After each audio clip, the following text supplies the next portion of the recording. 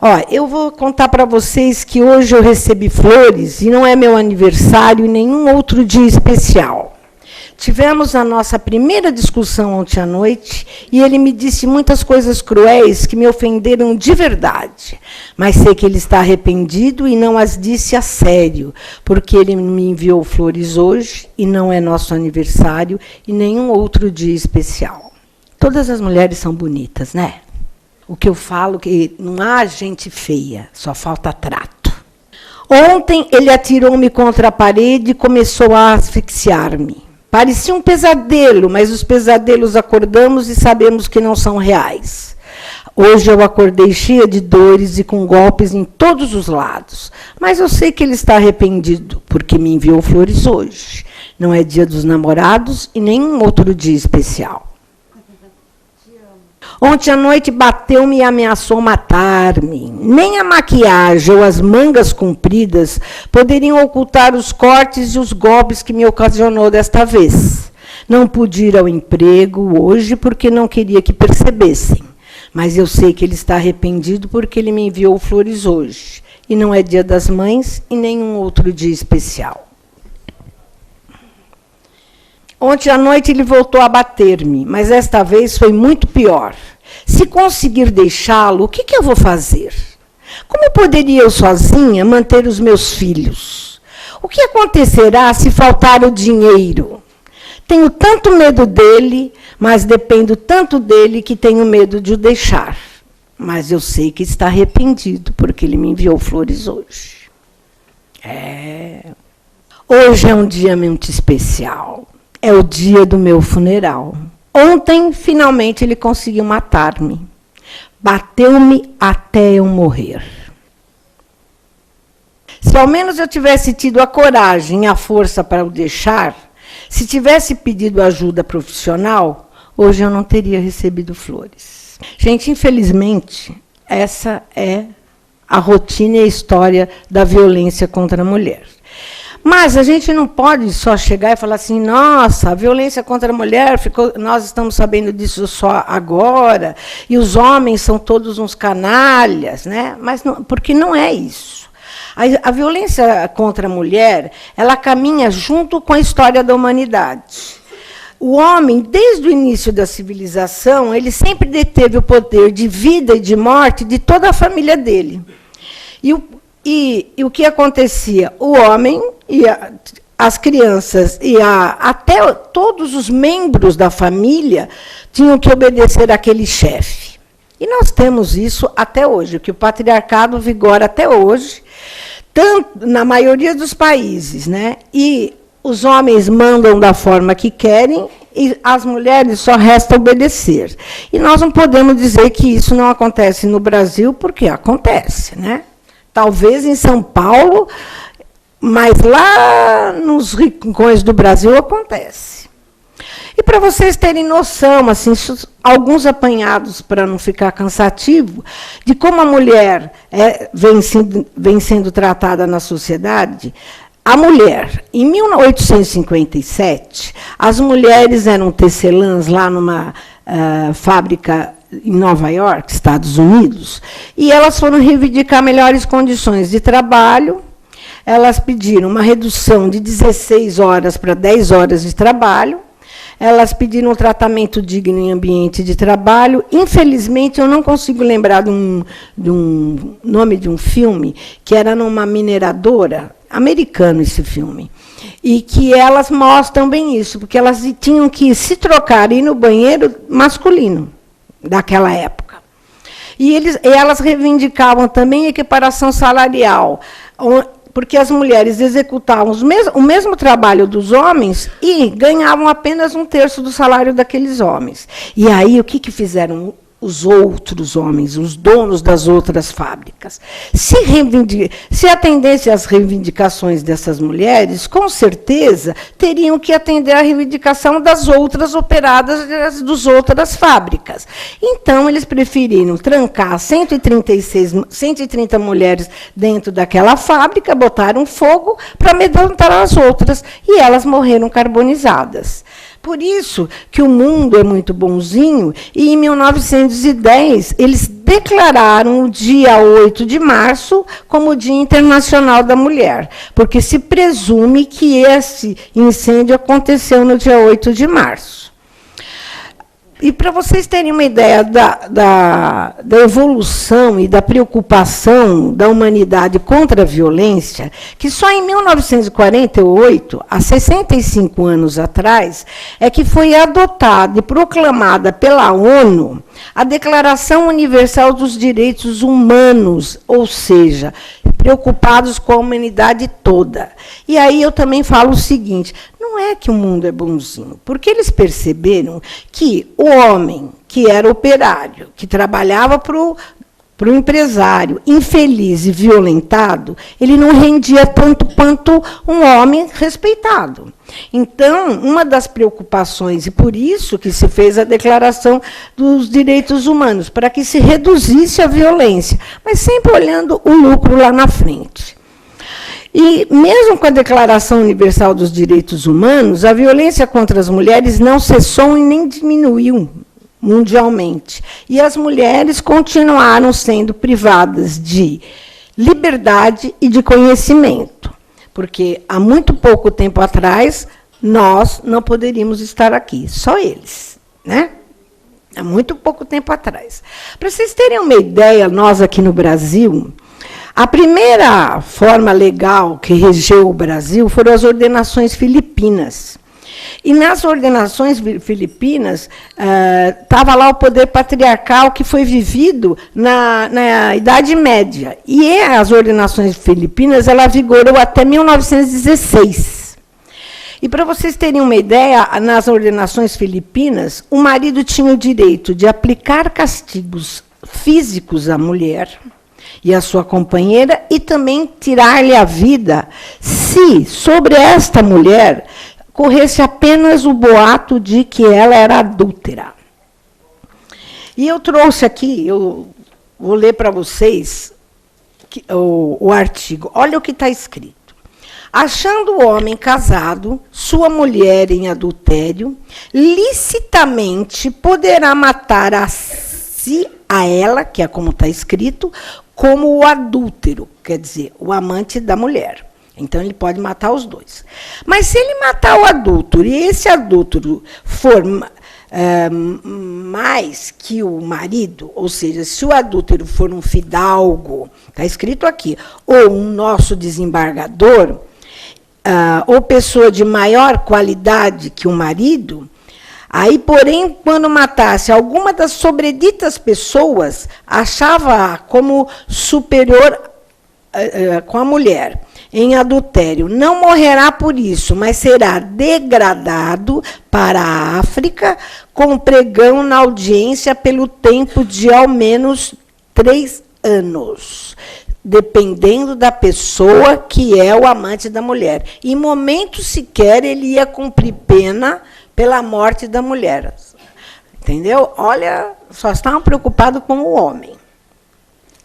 Aí, em 1916, a Lei 3.071, que é o nosso Código Civil Brasileiro, o primeiro que passou a vigorar, a mulher, nesse código, continuou em desigualdade ao homem e ao marido, continuou relativamente incapaz, e ela estava sempre no mesmo patamar que os filhos.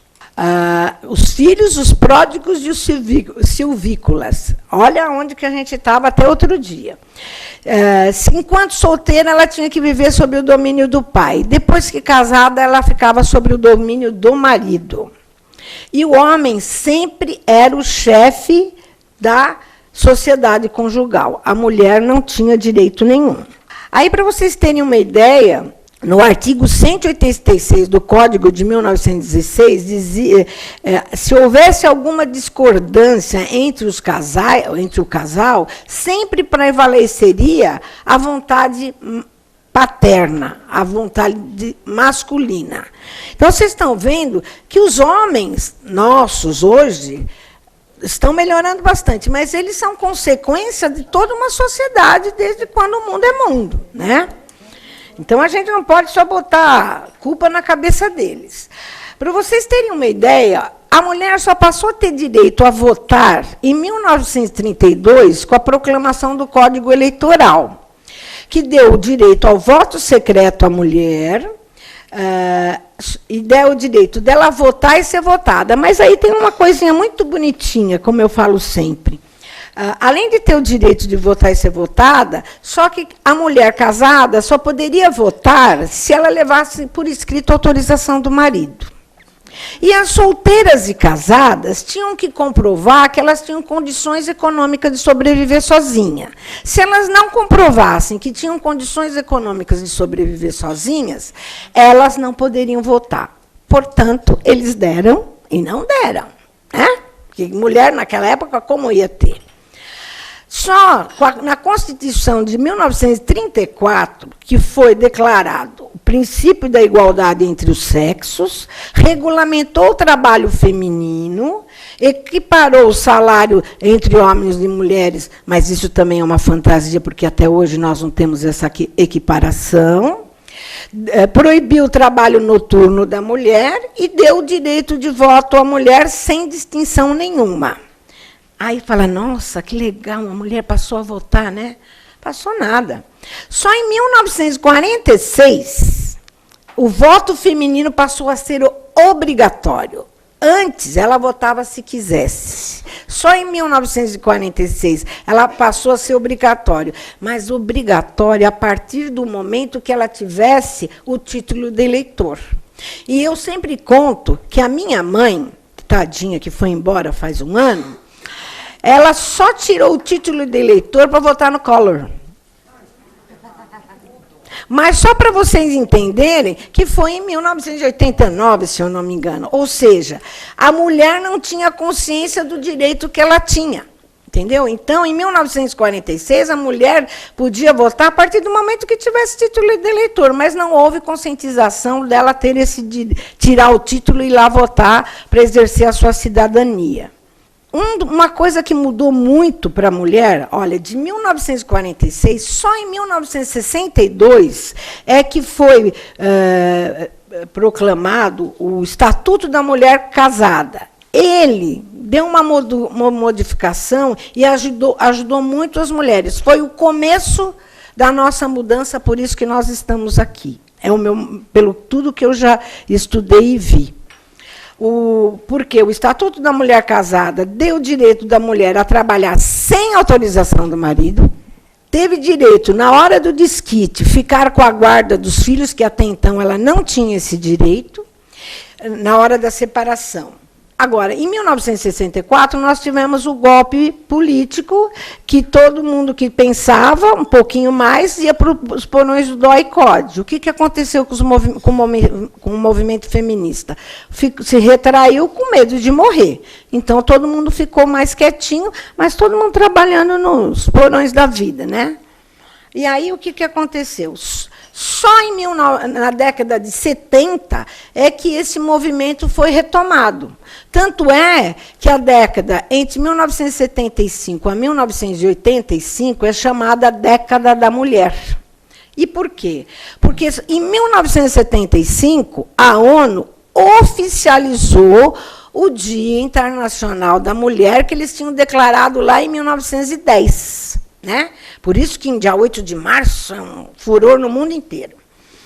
E houve um avanço do feminismo no Brasil nessa década.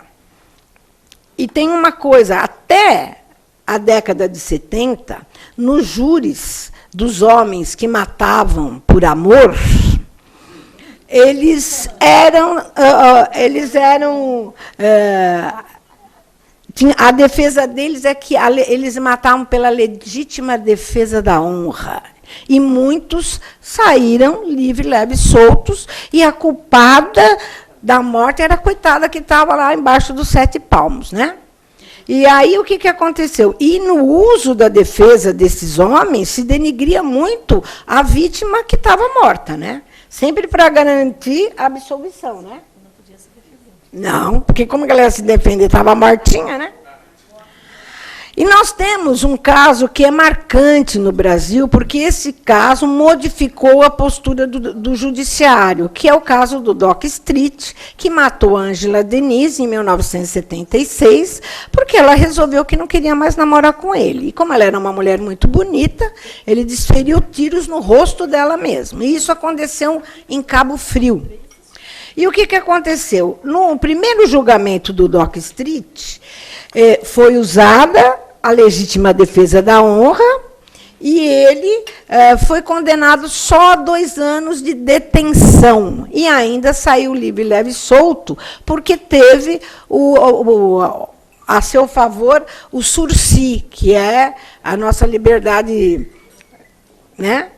Aí o que aconteceu? Que é a suspensão condicional da pena. Foi maravilhoso. Muitos aqui não lembram do que aconteceu, alguns lembram. O movimento das mulheres foi para a rua, exigiu uma postura do Tribunal de Justiça do Rio de Janeiro.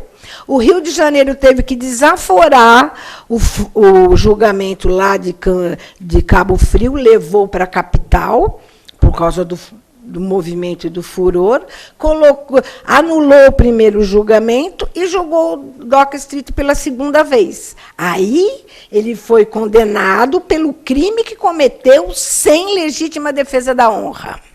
Ele foi condenado a 15 anos de reclusão pelo homicídio e ele cumpriu a pena tudo direitinho. Às vezes, de vez em quando, ele dá até entrevista, fantástico, essas coisas. Mas cumpriu. E, a partir desse julgamento, não se pôde mais usar a legítima defesa da honra. Homem que matou vai responder pelo homicídio. É o mínimo, né? Por isso que é um marco na história do Brasil, do país, que marcou o fim da impunidade daqueles que agiam em nome da honra, aqueles que matavam por amor. O tema violência contra a mulher foi uma questão central do feminismo na década de 80. Foi aí que começaram a surgir grupos para amparar as vítimas decorrentes da violência doméstica. Mas até então só falava da mulher, tá? Porque até então não se podia entrar dentro de casa, né? Não se metia a colher na briga de marido e mulher. Em 1983, visando esse movimento feminista, foi criado o Conselho da Condição Feminina, que hoje eu sou conselheira.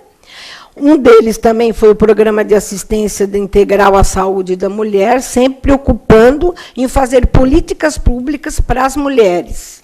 Como ver hospitais que está faltando mamografia, Papa Nicolau, esse programa de assistente integral à mulher é muito atuante, como conselho.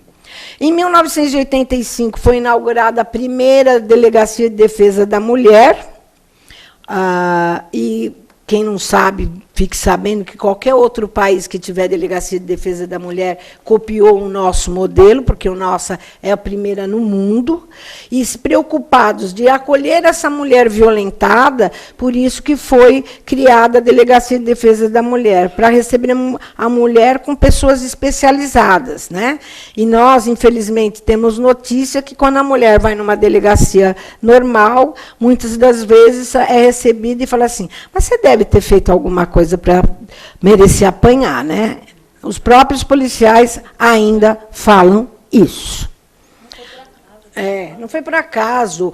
Mas que roupa que você estava vestindo? Mas você deu motivo para apanhar. Você deu motivo para ser estuprada. Também com uma roupa dessa. Isso se fala dentro de delegacia. E vou contar para vocês uma coisa. Eu tenho o caso de uma cliente minha que, infelizmente, me procurou depois. Ela foi na delegacia, porque o marido dela bateu nela, ela chegou no meu escritório com uma marca aqui, de uma bota. Ela quase morreu. E ela foi na delegacia, e, por orientação da delegacia, mandaram ela para o IML fazer o exame de corpo de delito. E o queridíssimo médico que fez a perícia virou para ela assim, o que você fez para merecer isso? É assim, e eu não estou contando isso para a gente ficar com raiva das pessoas. Eu conto isso para a gente modificar a atitude e fiscalizar para que isso seja mudado. As mulheres não podem ser tratadas e nem recebidas dessa forma. E, sábado passado, se comemorou a promulgação da Constituição Federal, que essa é um marco mesmo, né? Que no seu artigo 5º, inciso 1, ela igualou os direitos e obrigações dos homens e das mulheres. Aí eu faço parênteses e falo, eles não abrem mais a porta para a gente, não puxam mais a cadeira, não pagam mais a conta nem do motel, divide, né? Doutora Marli, tem que dividir, né? Fala mas, sério. Pô, alguma coisa tinha que continuar pagando, né? Aí eles falam assim, direitos iguais, não é verdade? É por causa desse artigo aqui, ó. Aí, em 1994, teve uma convenção interamericana em Belém do Pará, que é para prevenir, punir e erradicar a violência contra a mulher. E foi adotada pela OEA o seguinte conceito de violência contra a mulher. A violência contra a mulher constitui uma violação aos direitos humanos e às liberdades fundamentais. Violência contra a mulher é qualquer ação ou conduta baseada no gênero que cause morte, dano físico, sexual ou psicológico à mulher, tanto no âmbito público como no âmbito privado. Aí eles começaram a querer entrar dentro da Casa das Mulheres. Foi em 94 começaram a querer entrar. Para vocês terem uma ideia, a coisa é tão demorada, né? Que eu falei para vocês que em 1934 deu direito ao voto. Em 1946 ficou obrigatório, desde quando tivesse título de eleitor. Em 1962, o Estatuto da Mulher Casada. E só em 2004, o IBGE, que faz o censo para saber quantas pessoas existem no país, que percebeu que o questionário dele não tinha espaço para dizer que a mulher era chefe de família. E só em 2004 que ele modificou o questionário para colocar a pessoa de referência. E saibam, 53% das famílias brasileiras são administradas e sustentadas por mulheres. Então, quem chefia a casa são as mulheres. Depois de uma luta árdua, longa, internacional, da Maria da Penha, e porque a OEA impôs ao Brasil uma multa, foi promulgada em 22 de setembro de 2006 a Lei 11.340, que é a famosa Lei Maria da Penha. Ela tipifica como crime a violência doméstica e familiar contra a mulher. Aí se meteu a colher na briga de marido e mulher, né? O crime da Lei Maria da Penha, só para vocês terem uma ideia, aconteceu em maio de 83 em Fortaleza. Para vocês terem uma ideia, Maria da Penha Maia Fernandes é uma biofarmacêutica. E o marido dela, que desferiu os tiros, era só, e né, porque ele não morreu ainda, um professor universitário e economista, doutor da USP. Eles se conheceram na USP. Então, é gente que sabe o que é certo e o que é errado. E o Marcos Antônio de Heridas Viveiro, ele tentou matar Maria da Penha 2 vezes. Uma com arma de fogo, que deixou ela paraplégica, e a outra por eletrocução e afogamento. Porque é o seguinte, ele simulou um assalto na casa dele, deu um tiro, ela estava dormindo, pegou a coluna dela, ele se machucou todo. Isso quem conta é ela. Ele se machucou todo, os vizinhos foram ver o que tinha acontecido, e ele falou, não, foi o ladrão, eu já afugentei. A sorte que um casal de vizinho era médico. E a médica, a vizinha, falou, mas cadê a Maria? Cadê a Penha? Cadê a Penha? Se insistiu tanto e foi entrando. E quando viu a Penha, Maria da Penha, ela estava deitada, né? de barriga para cima, muito branquinha. E esta médica achou esquisito. Quando virou, ela estava toda sangrando, com o sangue todinho no colchão. Foi para o hospital. Ela disse que foi ele que tinha atirado nela, mas numa época que ninguém não tinha subsídios para incriminá-lo. Ela teve que voltar, da forma que ele fez, a vizinhança achou que era o bandido. Então, ela teve que voltar para casa paraplégica, porque ele já era ruim, ele já judiava dela e das crianças, mas em 1983, e nós estamos falando de uma biofarmacêutica. Eu não estou falando de gente que não tem conhecimento dos seus direitos. Aí, o que ele fez? Ele montou um chuveiro e falou, vamos tomar banho. E ela de cadeira de roda. Aí ela desconfiou, botou a mão e deu choque na mão dela. Era para ela ser eletrocutada. Foi aí que ela não quis entrar embaixo do chuveiro.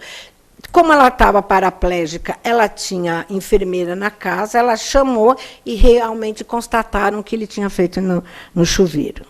Aí ela conseguiu sair de casa com as 3 filhas, porque ela voltou para casa, depois do hospital também, porque se ela fosse embora, ele ia ficar com as crianças, e era o que ela não queria. E foi só aí. Agora, vocês têm uma ideia, ela denunciou tudo isso em 1983. O criminoso só foi preso em 2002. Quase prescreveu o crime. E ele foi condenado a 10 anos e cumpriu só 2 anos de regime fechado. E como ele era brasileiro naturalizado, porque ele é boliviano, não se tem notícia de onde ele está. Eu acho que ele já até mudou o rosto. Mas, por isso que nós temos a Lei Maria da Penha. Mas a Maria da Penha, ela lutou muito lá fora para o Brasil ter essa lei. E o que é violência? Violência é a mais sutil coação, vai da mais sutil coação até a mais cruel tortura. E coação, gente, é só o marido virar e falar assim, se você não fizer isso aqui que eu quero, eu não vou deixar dinheiro para comida. Tem marido que faz isso. E ela, com medo de faltar alguma coisa para os filhos, ela se submete ao que o marido está falando. Violência. Agora, o que é violência doméstica contra a mulher? Ela ocorre. Onde ela ocorre? Principalmente no espaço doméstico. Agora, gente, violência contra a mulher, para ser caracterizada na Lei Maria da Penha, ela não precisa acontecer dentro de casa. Ela acontece em decorrência da relação do agressor com a vítima. E nós já vimos, a gente vê toda hora. Outro dia teve um cara que foi correndo atrás da mulher, entrou no hospital e atirou nela. Isso estava na rua, mas ele tinha sido marido dela e estavam se separando. É enquadrado na Lei Maria da Penha. Teve uns anos atrás, teve um namorado que foi encontrar a namorada, desceu o elevador, ele tirou o cinto, botou no pescoço dela e tentou enforcá-la e gravou no elevador. Lei Maria da Penha. Tá? Não fiquem em dúvida. Veja a relação que existe entre o agressor e a vítima. Se houve um laço afetivo, está caracterizado e é Lei Maria da Penha.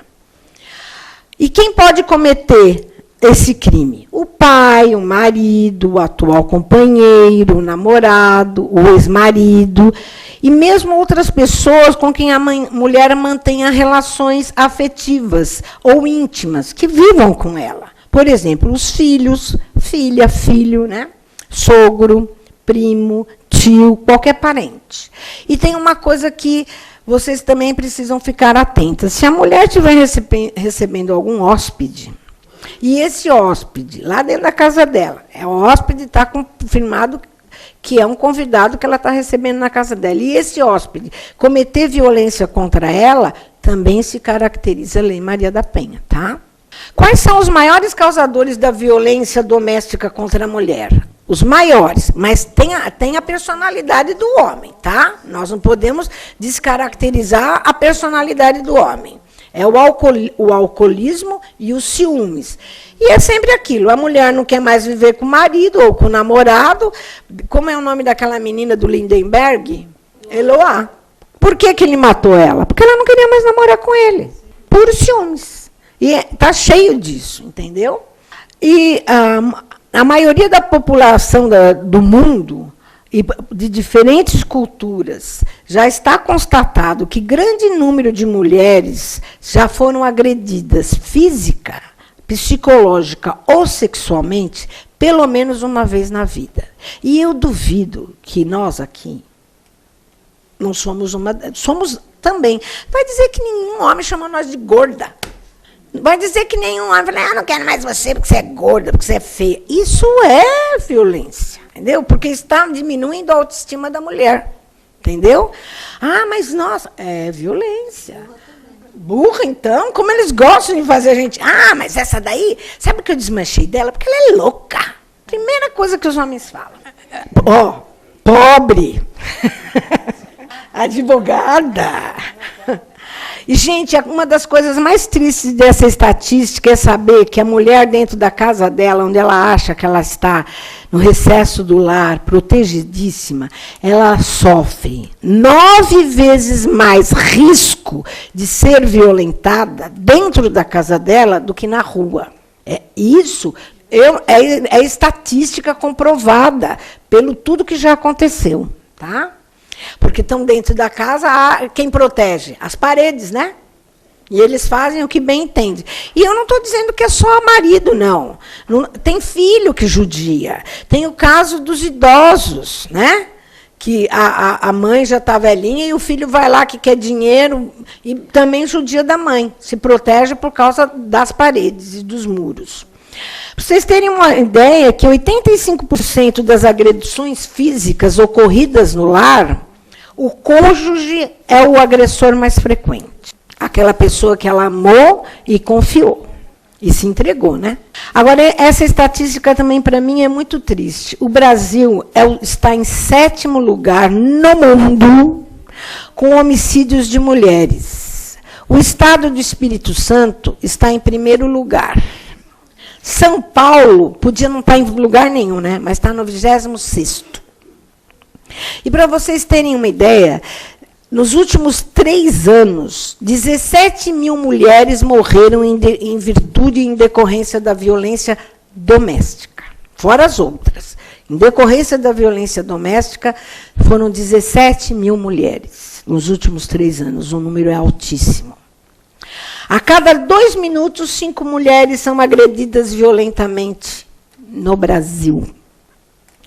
A violência de gênero é uma violação de direitos humanos. E a violência sexual é a principal forma de agressão.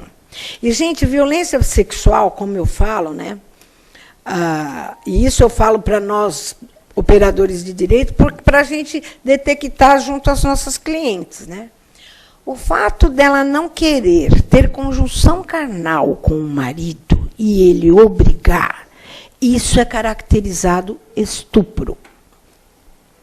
E ela pode denunciá-lo. E deve, não é pode, deve. Porque tem uma coisa, né? Porque o homem, quando não quer, não tem nem reza braga faz ele querer, né? Agora, o homem acha que a mulher é simples, e não é assim.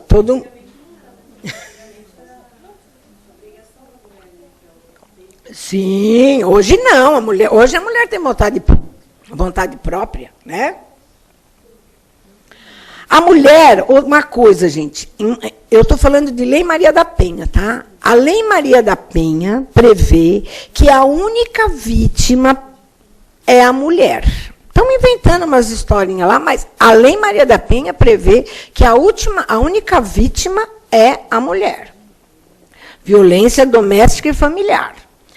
E quem é essa vítima? A esposa, a ex-esposa, a namorada, a ex-namorada, a filha, a irmã, a tia, a sobrinha e recebendo hóspede, como eu expliquei para vocês agora há pouco. Quais são os tipos de violência previstos na Lei Maria da Penha? A física, a psicológica, a sexual, a patrimonial e a moral.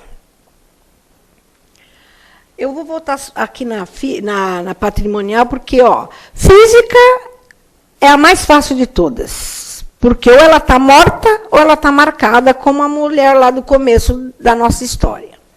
A psicológica, ela é muito triste, porque ainda ela não tem o hábito, né? E até o psicólogo constatar isso e convencer um juiz, vai tempo, porque diminui a autoestima da mulher. E nós, mulheres, sabemos o seguinte: a mulher tem um cabelinho curtinho igual o meu, vai no cabeleireiro e corta um dedinho. E chega em casa e acha que o marido tem que perceber que ela cortou o cabelo. Né? E aí ela fica. E ele fala, mas eu não percebi. Até aí, coitado, ele não tem culpa. Mas aí tem aquela coisa que eu conto também. A mulher levanta de manhã, acorda os filhos, vai para a cozinha, liga as máquinas agora do café, do leite, já põe a comida para o cachorro, aí põe o lixo na rua, volta para o quarto e acorda os filhos, porque não levantam na hora, né? E o marido lá, ou tomando banho ou lendo jornal. Ele não levantou. Aí ela vai, troca de roupa, bota o uniforme nas crianças, dá o café e leva para a escola. De lá ela vai trabalhar. Aí uma das crianças fica com febre e ele não vai atender o celular porque ele está sempre em reunião. E ela não desliga o celular por conta que os filhos estão. Não duvido uma mãe que desliga o celular. Eu tenho um filho de 35 e 36 anos, meu celular está ligado. Porque se eles tocarem, eu paro tudo para ver o que eles querem. Porque toda mulher é assim. Aí o que acontece? Ela volta, o marido foi trabalhar. Aí ela bota a roupa na máquina, isso se a empregada não foi, porque às vezes a empregada não vai, e administra toda a casa, né? Se tiver empregada, né? Porque às vezes não tem. E aí aquele dia ela erra na mão, a qualidade do arroz não é boa, e ela deixa o arroz papa no jantar. E ele chega e fala assim, você não presta nem para fazer um arroz, né? Isso é violência mais do que psicológica. Aí eu falo, é para pegar a panela do arroz e virar na cabeça dele. Isso é agressão, não pode. Qual o conselho que você está dando? Agora, olha, sexual, eu já falei. Agora, patrimonial, eu gosto de dar uma paradinha, porque é o seguinte, patrimonial não é estragar só aquilo que tem valor econômico. Patrimonial é rasgar os documentos dela porque ela tirou a carteira profissional e resolveu ir trabalhar. Ou então, ganhou uma viagem para o exterior e foi tirar o passaporte. E ele não quer que ela vá. Ele rasga. Ou então, ela tem um copo, um bibelô, alguma coisa que ela tem um xodó que ganhou da avó, da bisavó. Está lá, não tem valor econômico para ninguém, mas para ela tem valor sentimental. E ele quebra, isso é violência patrimonial. Tá? Agora eu preciso falar para vocês sobre os aspectos penais, civis e processuais da Lei Maria da Penha. Deixa eu beber água. Porque, gente, não dá para falar de violência sem contar essas histórias antes, senão os homens, como ficam. E a função aqui não é fazer com que eles sejam, é mudar comportamento social mesmo, né? E vocês estão mudando o comportamento, tanto é que estão aqui, né? Gente, o que acontece? O delegado ele tem poder para prender o agressor, está lá na Lei Maria da Penha. Isso em flagrante, que isso também está no Código Penal. E isso se ele estiver exercendo qualquer forma de violência doméstica contra a mulher. O que primeiro vai ser feito na delegacia? O boletim de ocorrência. Tá? Não se instaura inquérito policial sem boletim de ocorrência. Mas a vítima, tendo em vista o que está acontecendo com o agressor, ele pede, a vítima pode pedir para o delegado as medidas protetivas previstas no artigo 22, 23 e 24 da Lei Maria da Penha. O que ele... Se ela esqueceu de pedir para o delegado, ela pode pedir para o promotor quando o inquérito chegar lá na mão dele. Ou, se não chegar, ela pode ir lá também pedir. E, em último caso, ela pode também pedir as medidas protetivas para o juiz. E, dependendo do que foi feito, pode ser decretada a prisão preventiva deste agressor. Agora, a medida protetiva, ela previne novos delitos. Tenta cessar o delito atual para cessar, né? E o que acontece? Isso, gente, é uma coisa que eu preciso deixar bem claro para vocês. A medida protetiva, ela tem natureza cautelar. Então, foi na delegacia, fez um boletim de ocorrência, e para instaurar um inquérito, precisa ouvir testemunhas, precisa ouvir o agressor, juntar provas. E aí, como fica essa mulher agredida esperando todo esse procedimento que vai levar dias? Não. A medida protetiva vai ser... agora, só um pouquinho, senão não dá para... Eu estou finalizando. A medida protetiva, ela vai correr apartado. Tá?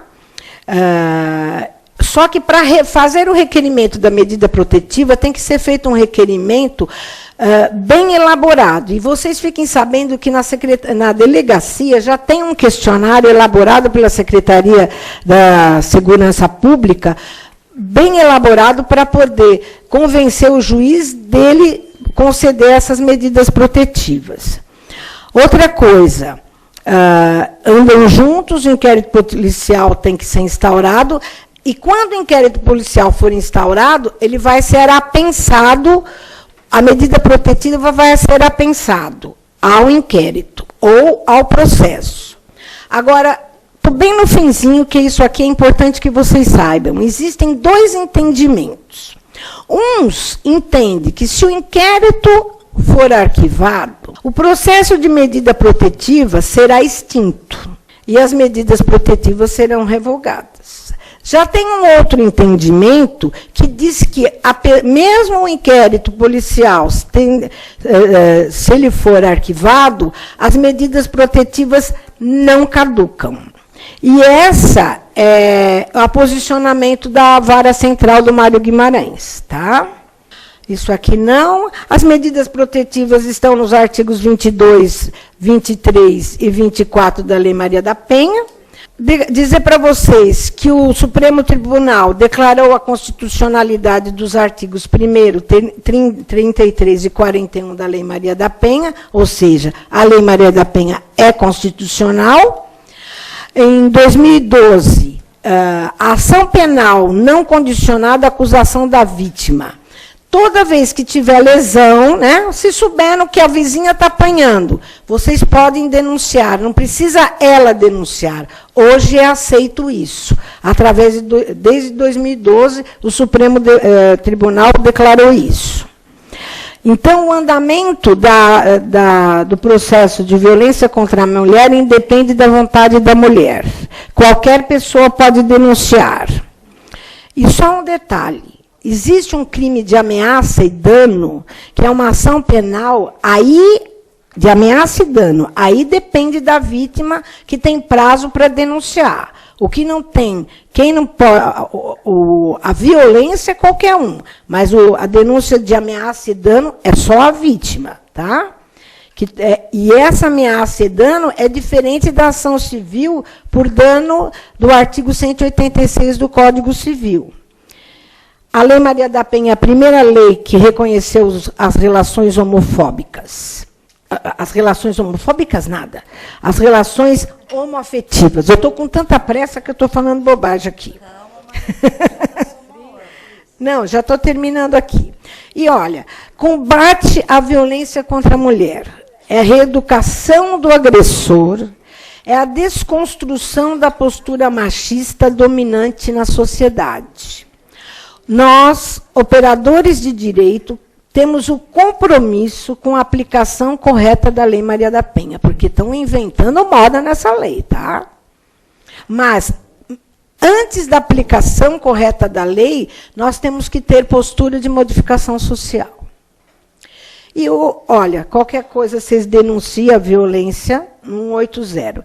E eu só vou pedir para ler uma coisa aqui para vocês, porque hoje eu encontrei uma colega nossa no aeroporto, E ela falou, Marli, pelo amor de Deus, continue lendo isso. Então, a pedido da Ivone, eu vou ler. A nossa palestrante que faz terapia do riso, ela é maravilhosa. Porque ela disse que depois que eu li isso, ela descobriu que ela sofria violência doméstica. E, aliás, eu tenho muitas pessoas, mas às vezes é a violencinha pequenininha que ela sofria, mas ela botou o marido dela no lugar certo. Agora, a questão toda é assim, eu tenho tido retornos que me gratificam. Você planta uma coisinha aqui, o outro acorda ali, e é assim que a gente vai mudar alguma coisa. Então, eu vou ler para vocês, peço desculpas que eu não tenho aqui no PowerPoint, os 12 direitos da mulher. Os direitos da mulher são direitos humanos. A mulher tem direito à vida, tem direito à liberdade e à segurança pessoal, tem direito à igualdade e estar livre de todas as formas de discriminação. Nós, gordinha, temos direitos, viu, gente? Porque é discriminação. Direito a construir relacionamentos conjugal e planejar a sua família da forma que ela bem entender. Direito de decidir de ter ou não ter filhos e quantos filhos ter.